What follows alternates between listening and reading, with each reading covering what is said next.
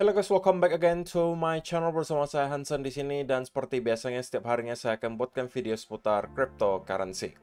Apa kabar kalian hari ini semuanya? Semoga dalam keadaan yang baik-baik saja. Teman-teman, di video hari ini saya mempunyai beberapa hal yang sangat menarik yang pengen saya bahas. Di antaranya adalah beberapa fakta menarik beserta sedikit hopium untuk teman-teman yang merupakan holders Bitcoin maupun altcoin. Selain itu juga kita bakalan bahas kira-kira price action Bitcoin, kira-kira apa yang sedang terjadi. Jika kalian tertarik tentang semua itu, stay tune terus sampai akhir video. Sekarang kita bakal mulai dari CoinMarketCap terlebih dahulu. Per hari ini secara global market cap crypto berada di angka 1,39 triliun dolar atau turun sekitar 0,73%. Nah, di top 10 coin sendiri kita melihat keadaannya mix, sebagian ada yang hijau, ada juga yang merah. Walaupun dominan itu berwarna hijau ya teman-teman, kenaikannya ranging antara 0, sekian persen hingga kurang lebih 4%. Dan yang menjadi top performer adalah Cardano dengan kenaikan 4,22% menuju 0,37 dolar. So, itu adalah outlook sementara dari beberapa top coin yang ada. Sekarang kita langsung aja masuk ke beberapa data dan berita terbaru hari ini. Nah, pertama teman-teman, karena kita sudah berada di hari Minggu lagi, kita pengen cek kira-kira untuk 7 hari ke depan ada event dan data ekonomi penting apa yang perlu kita waspadai. Nah, setelah saya screening sekilas tadi, untuk minggu depan sebenarnya tidak menemukan ya banyak event yang berpotensi menghasilkan volatility. Artinya untuk minggu depan sepertinya event dan data ekonomi tidak bisa kita harapkan untuk menghasilkan volatilitas. Nah, beberapa yang menurut saya lumayan lah gitu ya, lumayan, yaitu adalah di tanggal 22 November pertama, di mana kita akan mendapatkan FOMC minutes. Nah, kenapa saya cuma sampaikan ini lumayan teman-teman? Artinya, kalaupun ada volatility pasti tidak terlalu ekstrim. Kenapa? Karena FOMC minutes biasanya hanya mengulangi gitu ya statement-statement yang sudah dikeluarkan ketika Fed interest rate decision kemarin. So, harusnya tidak akan ada hal baru yang disampaikan, sehingga kalaupun ada volatility harusnya tidak akan terlalu ekstrim. Dan diikuti juga malam harinya pada tanggal 22 November 2023 yang berarti hari Rabu, kita juga akan melihat beberapa data yang cukup penting, diantaranya continuing jobless claim, initial jobless claim, dan durable goods order month on month. Jadi untuk minggu depan, Rabu menjadi salah satu hari yang kemungkinan akan menghasilkan volatility yang lumayan dibandingkan hari yang lainnya. Sisanya saya rasa tidak ada lagi yang terlalu signifikan untuk minggu depan, hanya ada beberapa yang medium impact, diantaranya S&P Global Composite PMI, tapi sisanya tidak ada lagi teman-teman. So, untuk minggu depan ini termasuk cukup quiet untuk event dan data ekonomi. So, itu adalah yang pertama. Kemudian yang kedua, fakta menarik untuk kalian semua. Ini adalah para whales terbesar yang memegang Bitcoin untuk sekarang.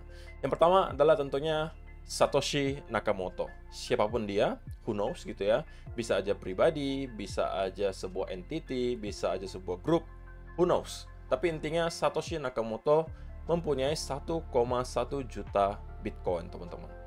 Jadi itu adalah angka yang luar biasa besar ya.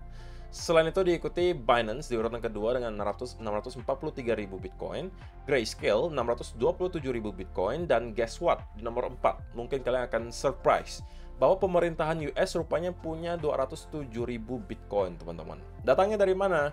Datangnya dari hasil sitaan. Gitu ya. Mt. Gox punya 200.000 Bitcoin, Bitfinex 196.000 Bitcoin, dan China Government, pemerintahan China punya 194.000 Bitcoin.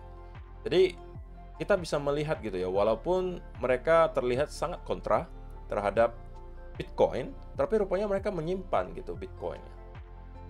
Dengan alasan apapun, bisa aja mereka mengatakan untuk sekarang belum bisa dijual dan lain sebagainya, tapi sampai sekarang toh mereka masih ngehold posisi Bitcoin mereka.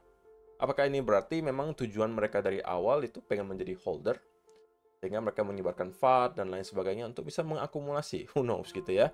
Kemudian MicroStrategy di urutan selanjutnya dengan 152.000 Bitcoin, dan selanjutnya saya nggak mengenal nih, Block.one itu siapa teman-teman. Punya 140.000 Bitcoin, dan terakhir di Robinhood 118.000 Bitcoin. Jadi kalian bisa hitung di sini teman-teman. Para whales ini megangnya saja udah seberapa secara persentase gitu. Dan kita tahu bahwa beberapa di antara yang di sini itu terus-menerus mengalami penambahan, di antaranya adalah MicroStrategy. Nggak henti-henti membeli Bitcoin. Apa yang terjadi? Sekali lagi, supply akan terus-menerus tergerus. Kalian harus sadari teman-teman, Bitcoin adalah aset yang supply-nya finite. Artinya supply-nya sudah di-fixkan dari awal 21 juta. Ini mungkin udah berkali-kali kalian dengar, tapi kalian mungkin tidak berpikir terlalu jauh gitu soal fixed supply tersebut. Coba dipikirkan kembali, kalau setiap hari ada orang yang membeli Bitcoin gitu ya. Sedangkan Bitcoin itu cuma 21 juta. Sampai kapanpun, teman-teman.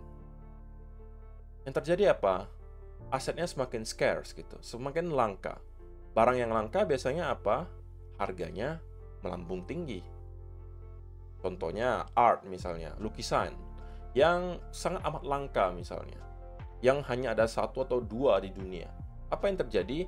Harganya bakalan jauh lebih mahal daripada lukisan-lukisan lainnya. Mobil misalnya, mobil sport yang cuma misalnya tersisa satu atau dua lagi di dunia. Apa yang terjadi dengan harganya? Pasti akan melambung tinggi dibandingkan dengan mobil-mobil yang lainnya. Sama juga ke Bitcoin. Beda cerita kalau kita bicara soal gold, teman-teman. Gold itu supply-nya itu tidak fix gitu. Kalau misalnya ditemukan tambang emas yang baru, ya supply-nya bertambah lagi.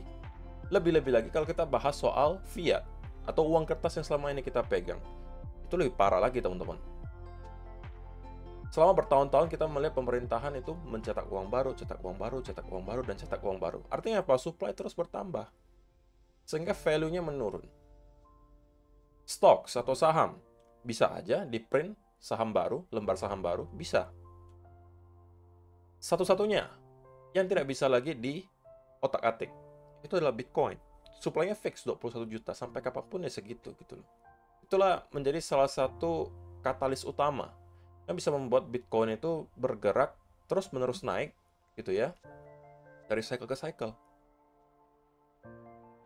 Karena semakin banyak holder, supply semakin tipis, demand selalu ada, ya sudah harganya bakalan selalu naik. Sesimpel itu, teman-teman. Oke, belum lagi para whales ini terus-menerus menyerok. Jangan sampai jatah yang harusnya kalian punya sekarang semua diserok oleh mereka, dan kalian harus dipaksa untuk kembali membeli nanti dari mereka dengan harga yang jauh lebih tinggi. Gitu ya. Kemudian, nah ini kita masuk ke section hopium gitu ya, untuk teman-teman yang merupakan holder.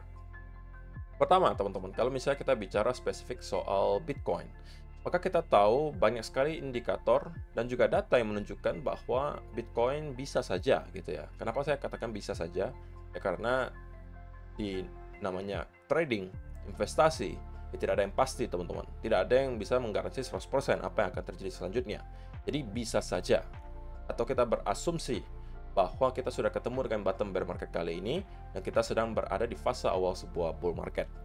Dan sebenarnya ini bukan sekedar asumsi yang liar, teman-teman, tapi ini didasarkan oleh beberapa data dan juga indikator yang sudah kita bahas selama ini. Salah satunya juga adalah yang di sini. Disampaikan oleh Titan of Crypto di sini, Bitcoin bull run starting date. You might want to bookmark this one. In 2 months from now, the bull market will be starting. To all the disbelievers, zoom out because you might be missing out soon. Jadi ini sebuah klaim yang sangat besar ya, teman-teman, bahwa kata Titan of Crypto, bull market yang kita tunggu-tunggu itu akan terjadi kurang lebih 2 bulan lagi. Alasannya sesimpel apa? Karena indikator di sini yang dia lihat, MACD dan moving average. Oke? Dan setiap kali kita melihat ada flippening dari awalnya MACD berwarna merah di sini menjadi hijau, itu biasanya menandakan kita sudah masuk ke fase parabolik, teman-teman. Apakah ada buktinya? Ada. Kalau kita lihat di sini, setiap kali crossover terjadi, diikuti MACD itu flip ke arah hijau, itu kita masuk ke fase parabolik. Ingat, teman-teman, ini ada time frame yang sangat besar ya. Time frame 2 month atau 2 bulanan. Ini di cycle 2017 terjadi, cycle 2020 juga sama. Kita mengalami crossover di sini, diikuti flippening di MACD. Apa yang terjadi? Kita masuk ke fase parabolik. Nah, jika kita melihat hal yang serupa dengan yang kita lihat beberapa kali sebelumnya, maka dalam waktu 2 bulan kita bisa melihat fase parabolik tersebut kembali terjadi di Bitcoin. Dan this time, kita bisa aja melihat Bitcoin sudah menembus ke 6 digit. Atau kurang lebih $100.000, teman-teman. Yang sampai sekarang, atau untuk sekarang sebenarnya sudah termasuk target yang konservatif, teman-teman. $100.000 untuk cycle top berikutnya, menurut sebagian analis itu sudah terlalu konservatif. Karena sudah banyak yang expect tidak di 100.000, minimal 150.000, ada yang 200.000, ada yang 250, ada yang 300, bahkan ada yang $500.000. Tapi sekali lagi, itu semuanya hanya dalam bentuk prediksi. Kita wajib mulai dari sekarang mempunyai planning mau jualan di mana, teman-teman. Kalian nggak mungkin dong, namanya investasi, kemudian tidak pernah dijual asetnya. Yang mau diapain? Gitu loh. Kalian pasti punya kebutuhan, punya cita-cita gitu.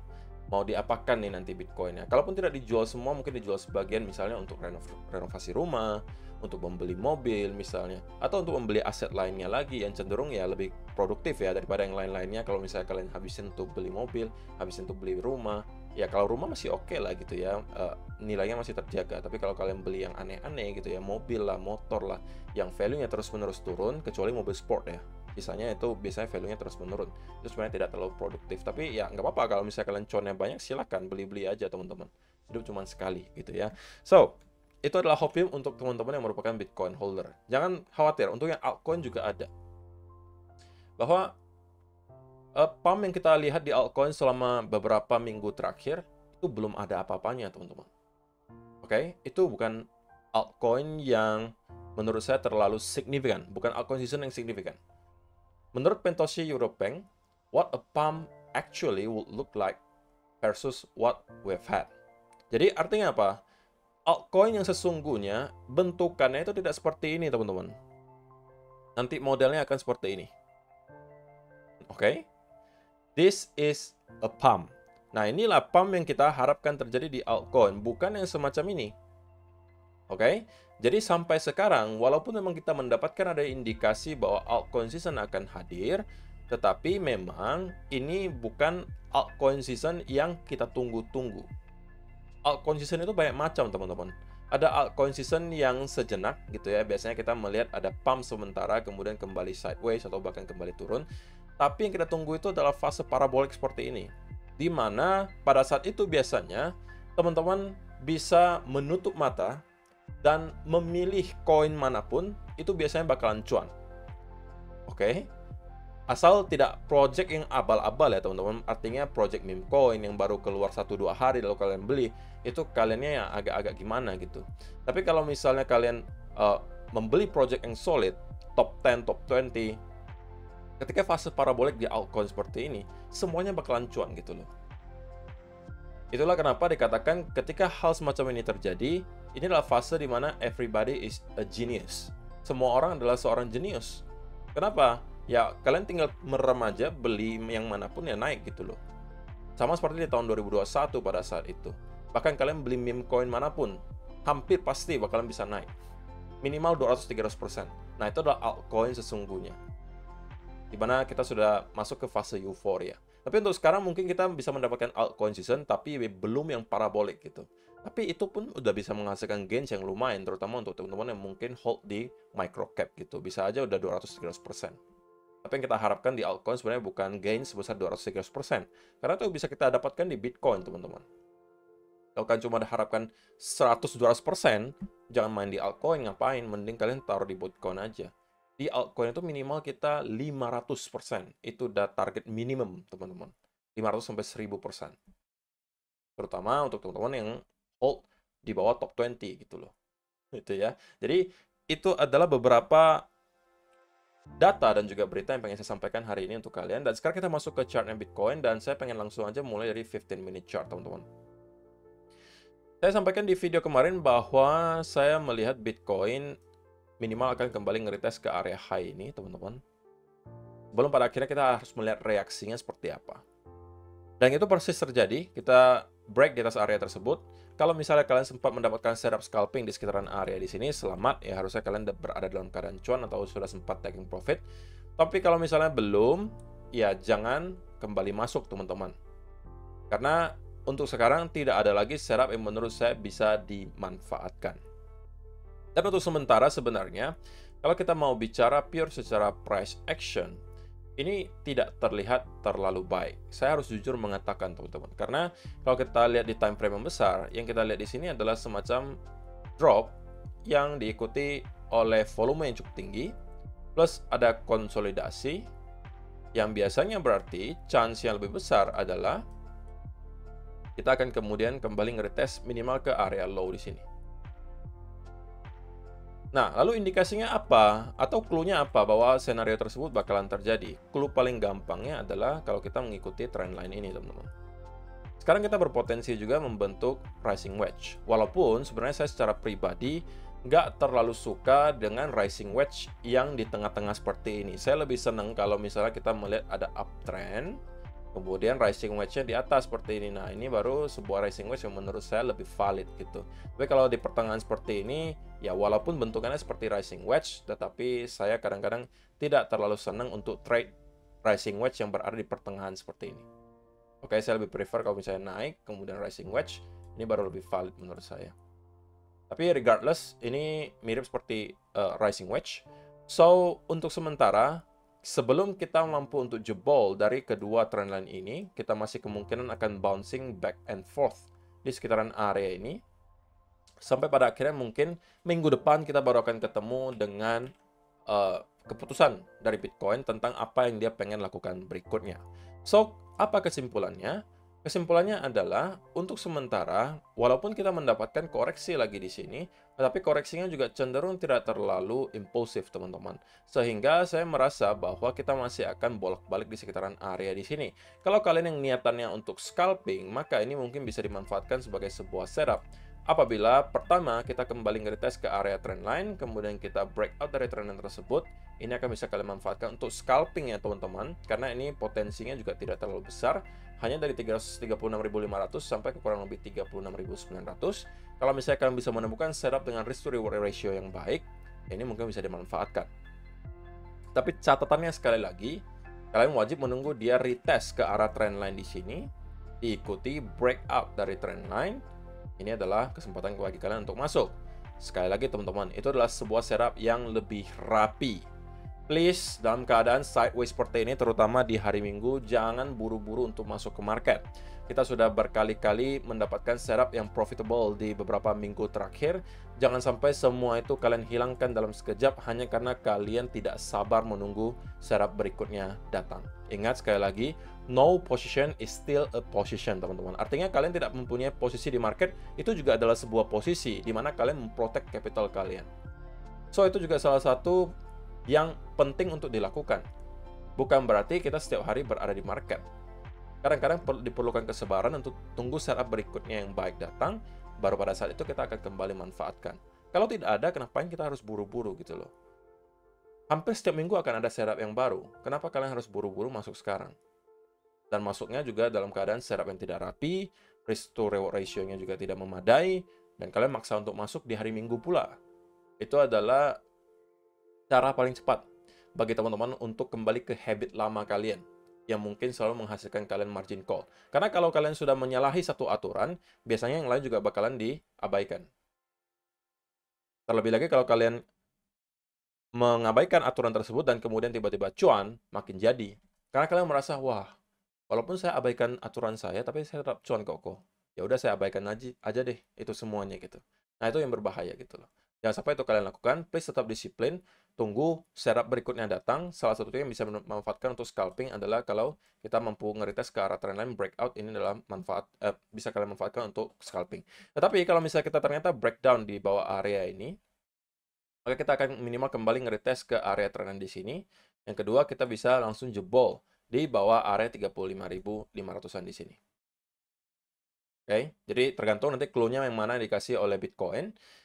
Kalau ternyata kita langsung breakout dari sini dan kalian tidak sempat buy, ya sudah berarti memang bukan rezeki. Dan ini adalah pertanda yang baik tentunya, karena kita mampu break dari sebuah pattern justru ke atas. Dan ini adalah menurut saya pertanda bahwa Bitcoin akan kembali ke area 38.000 sebagai area high terakhir. So, saya rasa itu aja yang perlu saya sampaikan di video hari ini, teman-teman. Terima kasih untuk kalian yang sudah menonton sampai selesai. See you in the next video. Bye-bye.